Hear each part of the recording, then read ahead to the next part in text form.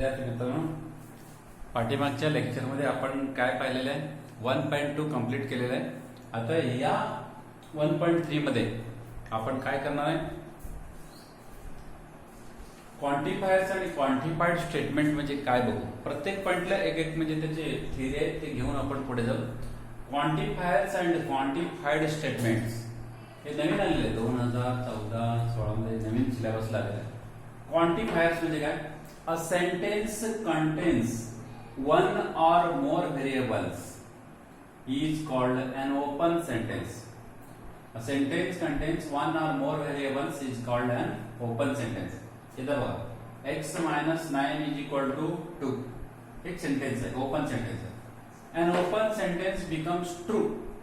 Open sentence काय becomes true or false statement when we replace the variable by some specific value from a given set.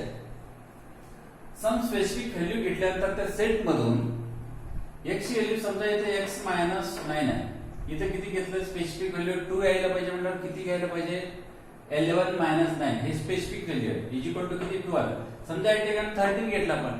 13 minus 9 केल्यानंतर किती होतं? 4 होत आहे. म्हणजे तो स्पेसिफिक व्हॅल्यू घेतलो आपण, पण ते अगोदर 11 minus 9 घेतलं आपण. x इक्वल टू 11 जर इथे घेतला तर ते काय होतं? ट्रू स्टेटमेंट होतं. It's a truth value is true. आणि जर आपण दुसरा नंबर घेतला आणि सॅटिस्फाय नाही झालं तर ते false statement, it's a truth value is false म्हणायचं. If x is equal to 11 then this sentence becomes true statement. If x is not equal to 11 म्हणजे 0 असेल, 1 असेल, 2 असेल, 3 असेल, वेगळे 11 सोडून not equal to 11, then this sentence becomes false statement. आता याच्यामध्ये the phrases quantify the variable in open sentences are called quantifiers. Quantifiers कशाला म्हणायचं? The phrases quantify the variable in open sentences are called quantifiers. There are two types of quantifiers. एक आहे universal quantifier, दूसरा है existential quantifier.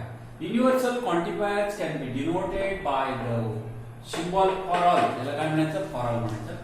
तर quantifiers for all, for every या दोन्हीचा अर्थ एकच आहे. For all, for every.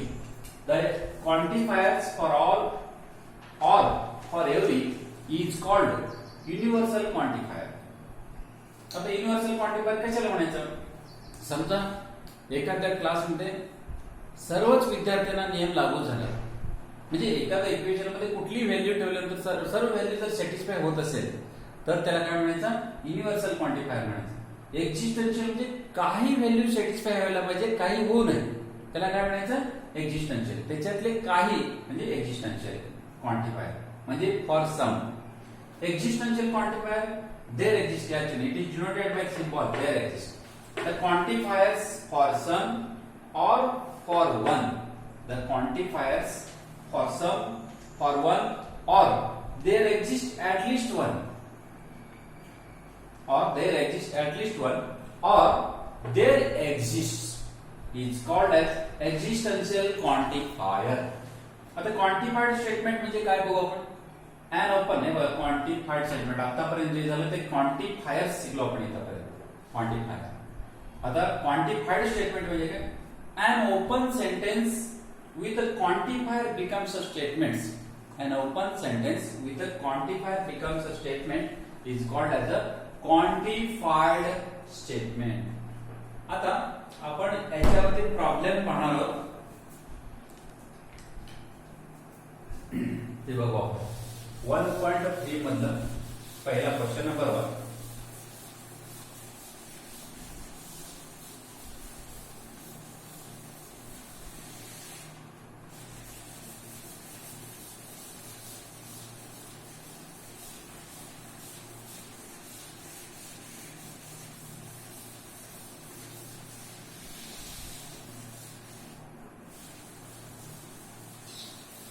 Question number 1 बघू आपण आता. क्वेश्चन नंबर 1 आहे,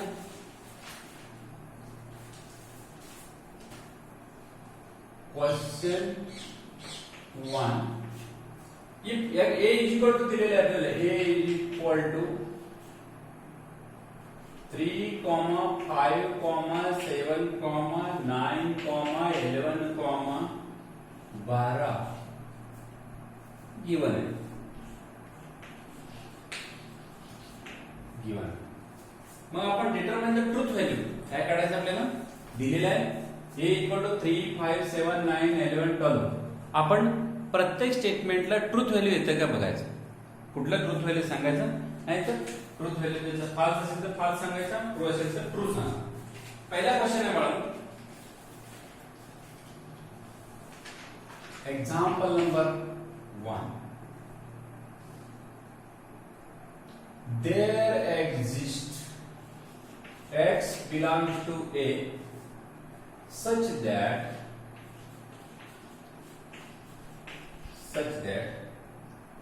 x minus 8 is equal to 1. There exists x belongs to a such that x minus 8 is equal to 1. बघू बाळांनो कुठल्याला बघा इथे ठेवून बघा. देर एक्झिस्ट म्हणजे काही व्हॅल्यूला हे काय व्हायला पाहिजे, सॅटिस्फाय व्हायला पाहिजे. सगळ्या व्हॅल्यूला व्हायला पाहिजे असं का नाही आहे, काही व्हॅल्यूला याच्यातले सॅटिस्फाय व्हायला पाहिजे. 3 minus 8 नाही आहे, -5 होत आहे, सॅटिस्फाय होत आहे. 9 minus 8 is equal to 1. Here x is equal to 9. Satisfy the equation, satisfy the condition. X minus 8 is equal to 1. Therefore, given sentence is a true statement.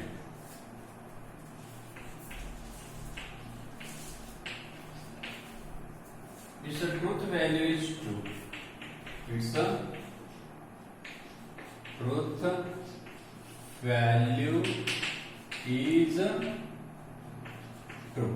पण याच्यामध्ये दुसरा व्हॅल्यू ठेवला तर सॅटिस्फाय होत नाही, परंतु काही व्हॅल्यू एक तर होतंय ना, बस बाकीच्याला होऊ दे ना होऊ दे. देर एक्झिस्ट म्हणजे काही व्हॅल्यूला सॅटिस्फाय व्हायला पाहिजे. त्यालाच काय म्हणतो आपण इथं, it is a true statement, it's a truth value true, दिलेले कंडिशन सॅटिस्फाय करा. Example number 2. एक्झाम्पल नंबर 2 घ्यायचं आपल्याला. For all x belongs to बड़ा x square plus x is an even number.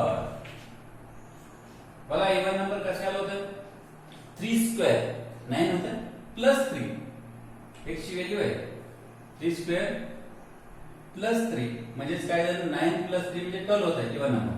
दुसरा ठेवा 5 स्क्वेअर प्लस 5 म्हणजे 25 plus 5 30, ते सुद्धा इवन नंबर. प्रत्येक गोष्ट याच्यामध्ये किंवा प्रत्येक व्हॅल्यू ठेवायच्यामध्ये सॅटिस्फाय होते. It is a true statement. प्रत्येक फॉर ऑल म्हणजे सगळ्या व्हॅल्यूला सॅटिस्फाय व्हायला पाहिजे असं म्हणजे सगळ्या व्हॅल्यूला सॅटिस्फाय होते, म्हणून it is a true statement. It's a truth value is true.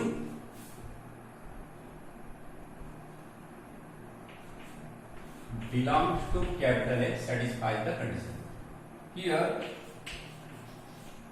x is equal to 3, 5, 7, 9, 11, 12 belongs to capital A. Satisfy the condition.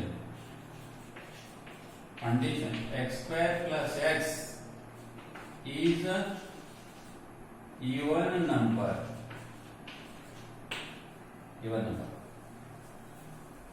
Therefore, it is a true statement.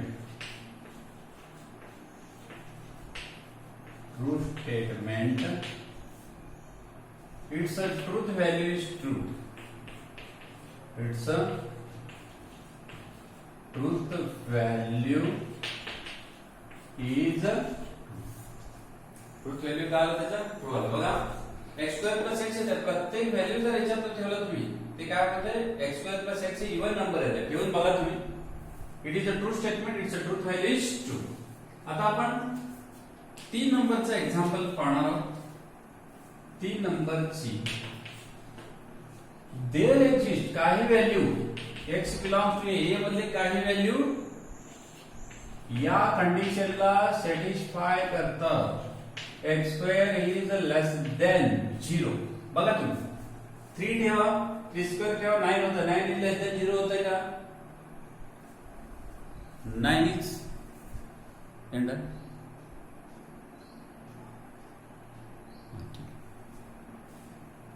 Next चलो